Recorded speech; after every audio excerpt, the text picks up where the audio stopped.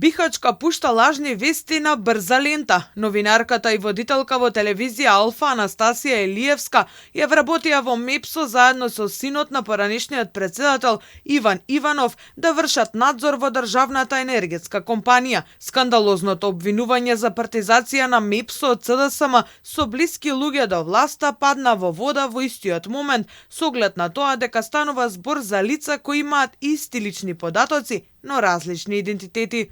Први најскандалозен избор, како што слушнавте, е изборот на синот на екс-председателот на државата Ѓорѓе Иванов, Иван Иванов, кој што е избран како член на надзорниот одбор на МЕПСО.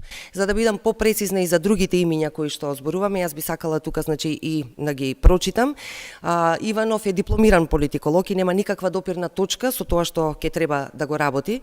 Понатаму во МЕПСО ја имаме згрижена и сопругата на главниот ТВ водител и пропагандист на ВМРО ДПМН Богдан Илиевски, Анастасија. Синот на екс-председателот и колешката Илиевска побараа извинување од ЦДСМ на ист начин, како што беа изнесени лагите, а во спротивно правдата ќе бараат на суд. Социјалдемократски сојуз на Македонија. За изнесените лаги барам извинување на ист начин во ист формат на пресконференција. Во спротивно ќе поведам правна постапка.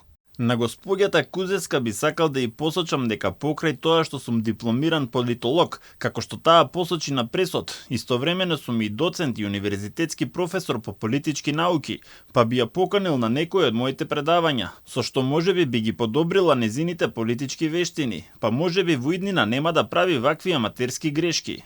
Она Анастасија Илиевска, која е дел од управниот одбор, е поранешен државен секретар во МВР и поранешна директорка на УЈП. Како дел од енергетската компанија е задолжена за финанси и менаџмент. ВМРО ДПМН негираше и дека станува збор за Иван Иванов, синот на екс-председателот Ѓорѓе Иванов, туку стручно лице.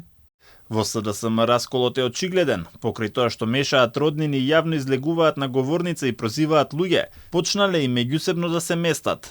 Стигна извинување од социјалдемократите, но не во форма во која беа изнесени неточните информации. Откако се истрча од партијата, сега велат дека направиле превид, за кој се извинуваат. Во морето на информации кои пристигнувале до нив, се правдаат дека стигнала нецелосна информација, која нецелосно ја провериле, но заправо очигледно им било поважно да излезат на пресконференција и јавно да ги оцрнат посочените лица кои се поврзуваат со власта.